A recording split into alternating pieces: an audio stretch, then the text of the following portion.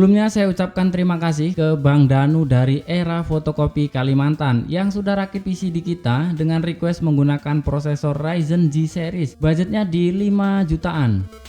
Ada juga beberapa rakitan PC subscriber yang tidak terrecord karena keterbatasan waktu dan semua masih saya kerjakan sendiri dan dibantu istri juga. Dukung terus channel ini dengan cara subscribe dan selalu memberikan masukan-masukan yang positif agar channel ini dapat berkembang lebih baik dan bermanfaat. Langsung aja ke prosesornya, Ryzen 5 5600G. Prosesor ini sering muncul di kolom komentar mendang-mending. Kira-kira gimana performa gamingnya? Ryzen 5 5600G ini bisa kalian dapatkan dengan harga 2.150.000-an yang versi box. Kalau mau yang lebih murah kalian bisa beli yang versi try-nya. Harganya di kisaran 1,6 jutaan. Tinggal kalian belikan fan-nya. Prosesor ini memiliki 6 core 12 thread dengan codename Tizen. Pabrikasinya di 7 nanometer. Memiliki 16 MB L3 cache. Base clocknya ada di 3,9 GHz dan boost clock sampai dengan 4,4 GHz. TDP-nya ada di 65 watt. Untuk motherboardnya di sini kita pakai B550M Pro SE dari ASRock, tentunya warna putih. Motherboard ini bisa kalian dapatkan di harga 1,4 jutaan. Ini awalnya saya kasih opsi pakai B450 Steel Legend karena memang waktu itu via telepon dan spontan saya sarankan pakai B450. Karena di depan saya ada box B450 Steel Legend dengan harga yang mirip-mirip juga di kisaran 1,4 jutaan. Tapi besok pas pagi-paginya mau saya rakit, kok dipikir-pikir aneh sekali. Sedangkan di harga yang sama kita bisa dapat B550 yang sudah full PCIe 4. Jadi langsung saya konfirmasi ke abangnya ganti pakai motherboard B550M Pro SE ini. Untuk sistem storage-nya kita pakai NVMe dari Phenom RX dengan kapasitas 256 GB. Harganya di kisaran 325 ribuan.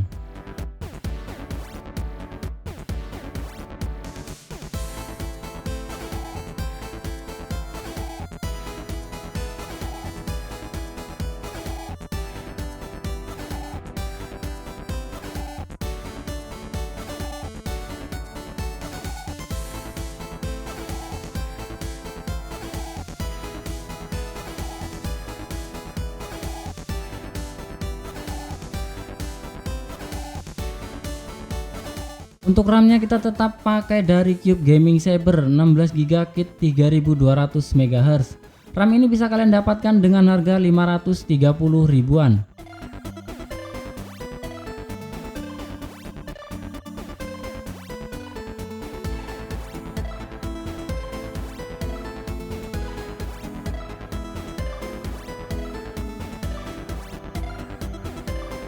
Oke, langsung aja kita pasang dulu prosesornya. Untuk cara pasangnya, barangkali di sini masih ada yang belum pernah pasang prosesor di soket AM4. Yang pertama, samakan dulu tanda panah yang ada di prosesor dan motherboard. Tinggal kalian buka pengunci soketnya dan pasang. Yang penting kalian hati-hati jangan sampai tertekan atau malah jatuh prosesornya, karena prosesor AM4 ini pinnya nongol dan rawan bengkok. Sebelum kalian pasang RAM, pastikan dulu slot 1 dan 2-nya yang mana, karena kita pakai motherboard dengan 4 slot RAM. Biasanya motherboard itu ada tandanya atau kalian bisa juga lihat di buku manualnya. Untuk motherboard ini slot 1-nya di bagian paling kanan dan slot 2-nya ada di nomor 3 dari kanan.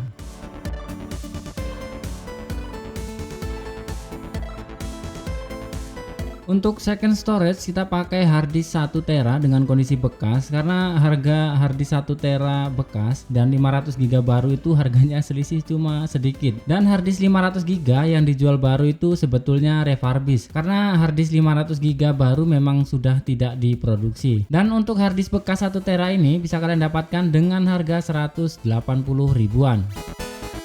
Untuk power supply-nya di sini kita pakai PSU yang lagi rame, KF650 650 watt dari brand PC Cooler. Jadi untuk kedepannya kalau abangnya mau tambah VGA card nggak perlu upgrade PSU lagi. Sebelumnya saya juga sudah pernah rakit pakai yang versi 550 wattnya KF550 menggunakan VGA RTX 3060 Ti. Ya masih sanggup dan masih aman lah ya. KF650 ini bisa kalian dapatkan dengan harga 525 ribuan. Harganya mirip-mirip dengan Deepcool PF500. Yang saya suka dari PSU seri KF ini, selain tampilannya yang simple, nggak kebanyakan tulisan, juga sudah menggunakan flat cable, jadi terlihat lebih rapi dan mudah mengatur kabel manajemennya.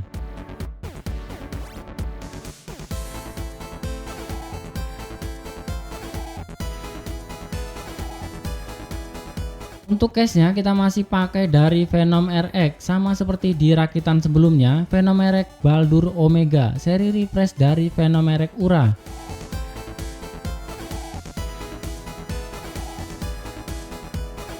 Untuk spesifikasinya, casing ini muat sampai dengan ukuran motherboard MATX full size yang menggunakan 4 slot RAM.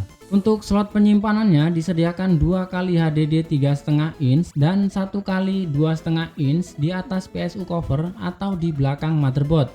Untuk port I/O casingnya terdapat di bagian atas. Casing ini bisa kalian dapatkan dengan harga 450 ribuan dan sudah include dengan 2 kali fan ARGB di bagian depannya. Di sini juga sekalian saya tambahkan fan ekstranya untuk exhaust. Untuk harga fan ekstranya juga murah di kisaran 55 ribuan. Oke, langsung aja kita rakit. Karena kita pakai motherboard MATX full size, kita pasang dulu dudukan baut motherboardnya. Jadi budget yang diperlukan untuk rakitan PC subscriber kali ini bisa kalian lihat di tabel sebagai berikut. Mungkin akan ada perbedaan harga karena semua komponen yang kita pakai tidak beli di online shop. Kalau beli di online juga biasanya tidak semua tercover gratis ongkir. Sebetulnya ada tambahan lagi dari abangnya, ngambil monitor juga dan keyboard mouse sekalian. Jadi full set sebenarnya order rakitan dari Bang Danu ini. Untuk monitornya pakai AOC 24B 100Hz, harganya 1.380.000. Yang terakhir paket mouse keyboard dari Venom RX juga tipe K800.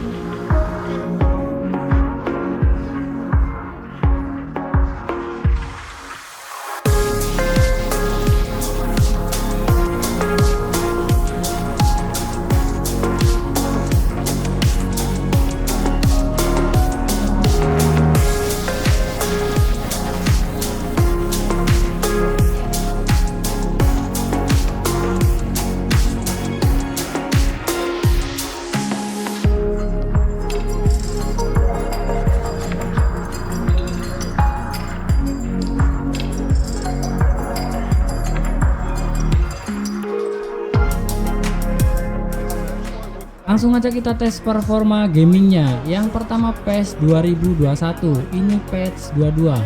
Seperti biasa VRAM 2GB akan terbaca bad, tapi di gameplay lumayan lah FPS yang didapatkan di angka 40-an. Tentunya FPS akan bertambah jika kalian tidak sambil record seperti saat ini. Rashford gets it back. Bruno Fernandes. And it's Cristiano Ronaldo. Ronaldo floats one over. Great lead! Goal! Manchester United! Manchester United take the lead. Looking back at that, that's how you play on the... Game selanjutnya Valorant. Di settingan high FPS nya bisa kalian lihat nggak nyampe 100. Masih kalah dengan rakitan 3 jutaan yang menggunakan prosesor G4560 dan GTX 750 Ti. Tapi kalau masalah upgradable, rakitan ini menang jauh ya. Ya sesuailah dengan harganya juga. Jadi kalau menurut saya Valorant ini lebih enak kalau main di atas 100 fps. Jadi tinggal kalian rubah settingan grafik quality-nya ke preset low. Di settingan low fps-nya bisa di atas 120-an fps. One enemy remaining. Nowhere to run! Enemy spotted.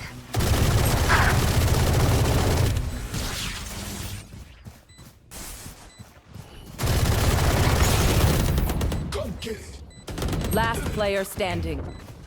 Flash! Game selanjutnya Genshin Impact. Di settingan low fps-nya lumayan lah, masih di atas 40-an fps.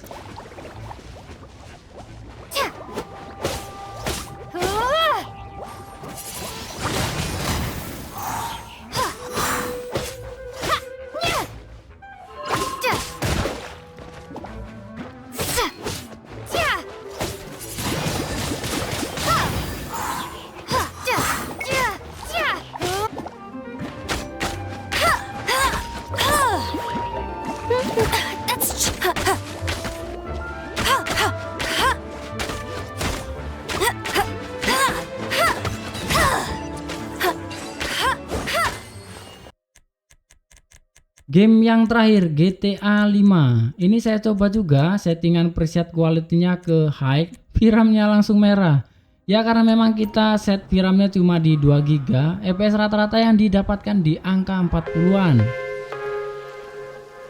Oke, jadi rakit PC itu pasti ada kekurangan dan kelebihannya masing-masing, tergantung skema penggunaan user dan plan upgradability. Rakit PC tidak bisa dibandingkan hanya dari performance-nya saja. Contohnya rakitan ini, kecuali rakit dengan spesifikasi yang identik tapi beda harga, atau dengan budget yang sama, kita bandingkan rakitan Intel dan AMD, itu pun harus full komponen baru dan kita uji secara keseluruhan relatif performance-nya. Kalau dari part second dibandingkan ya tidak masuk akal dari segi harga, ketersediaan stok di market, dan kondisi barangnya. Mungkin kalau soal casing itu selera masing-masing, dan kita juga tidak bisa memaksakan keuangan personal. Jadi belilah part PC baru yang bergaransi resmi jika kalian masih awam. Komponen second itu perlu pengecekan dan perawatan yang mungkin akan menghabiskan waktu. Seharusnya kalian juga sudah tahu dan siap menerima resikonya.